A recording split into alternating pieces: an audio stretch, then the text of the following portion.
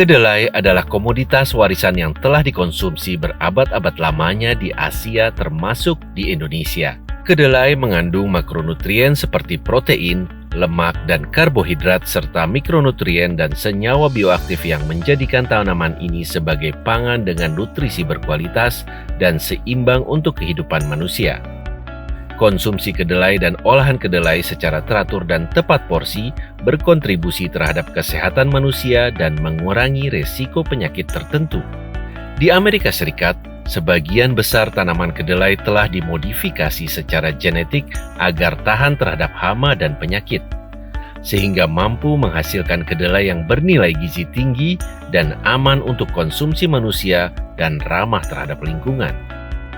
Di Indonesia, sebagian besar kedelai digunakan sebagai bahan baku dalam produksi tempe, makanan asli Indonesia yang kaya akan kandungan gizi dan banyak bermanfaat untuk kesehatan tubuh, sehingga tempe mendapat julukan superfood atau makanan super. Keajaiban tempe disebabkan oleh proses fermentasinya, di mana proses ini paling tidak menimbulkan 3 hal penting. Ya. Yang pertama adalah perubahan komposisi zat gizi makromolekul yang tadinya kompleks menjadi sederhana. Seperti protein menjadi asam amino, lemak menjadi asam lemak, kemudian juga karbohidrat menjadi gula-gula sederhana, sehingga tubuh lebih mudah mencerna dan menyerapnya, sehingga lebih bermanfaat bagi kesehatan. Proses yang kedua itu adalah terbentuknya zat gizi yang lebih baik dibandingkan dengan kedelainya sendiri, khususnya yang menyangkut vitamin. Lebih utama lagi adalah vitamin B12, di mana vitamin ini adalah umumnya terdapat pada produk hewani. Jadi hanya tempe lah satu-satunya produk nabati yang mengandung vitamin B12 dalam jumlah yang cukup tinggi, sehingga kenapa sangat baik untuk kelompok vegetarian dan vegan. Ya. Yang ketiga, proses fermentasi juga akan menimbulkan terbentuknya senyawa-senyawa bioaktif baru yang tadinya tidak ada pada kedelai, tapi menjadi ada pada tempe. Nah, senyawa-senyawa bioaktif ini memberikan peran penting bagi kesehatan. Nah, oleh karena tempe mengandung senyawa gizi dan senyawa non-gizi, maka tempe sering disebut sebagai pangan fungsional. Dari data Biro Pusat Statistik 2021, orang Indonesia rata-rata mengkonsumsi tempe 7,5 kg per tahun. Jika penduduk Indonesia mencapai 270 juta jiwa, sedikitnya Indonesia membutuhkan 2,2 juta ton tempe dalam setahun. Karena Indonesia merupakan negara produsen dan konsumen tempe terbesar di dunia, dengan jumlah penduduk lebih dari 270 juta jiwa, maka sudah barang tentu tempe ini memiliki nilai penting, ya, khususnya dari segi peningkatan nilai tambah dalam bisnis kedelai. Selain tempe, makanan dan minuman produk olahan kedelai seperti tahu dan sari kedelai juga berkontribusi dalam pemenuhan gizi dan ekonomi masyarakat Indonesia. Potensi pasar sari kedelai masih sangat besar mengingat konsumsinya yang masih rendah di Indonesia.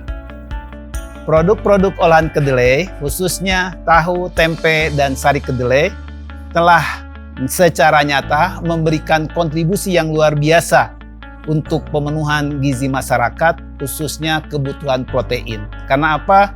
Karena mudah didapat, harganya terjangkau, dan telah berabad-abad dikenal luas oleh masyarakat Indonesia.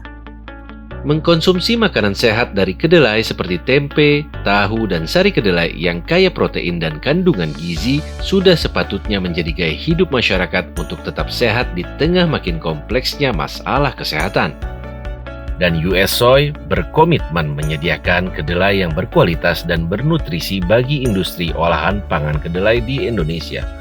Sinergi dan kolaborasi yang telah terjalin antara US Soy Food Program dengan berbagai organisasi yang memiliki kepedulian terhadap kedelai dan produk olahan kedelai di Indonesia seperti Forum Tempe Indonesia, Soybean Indonesia, Gakoptindo, telah menjadi motor penggerak dalam meningkatkan pengetahuan masyarakat akan keutamaan kandungan gizi dan protein dari kedelai yang baik bagi kesehatan. Saya selaku Ketua Soybean Indonesia akan terus bekerja sama dengan seluruh stakeholder termasuk USEC untuk melanjutkan kegiatan-kegiatan edukasi gizi dan kesehatan bagi masyarakat, meningkatkan standar mutu dan kesehatan produk olahan kedelai, serta meningkatkan nilai tambah melalui inovasi dan digital marketing. Belakangan ini terjadi perubahan gaya hidup pada masyarakat dunia, di mana masyarakat lebih menyukai plant-based foods dan juga plant-based protein. Sehingga tempe memiliki peran penting untuk mengisi kecenderungan tersebut. Oleh karena itu, ke depan Forum Tempe Indonesia dengan para stakeholder, terutama dengan USEC, perlu bekerja sama lebih erat di dalam mengisi peluang-peluang tersebut. Di Amerika Serikat, ada sekitar 2,2 juta ladang. Kami berdiri bersama dan siap untuk terus tumbuh dan menghasilkan pangan untuk dunia.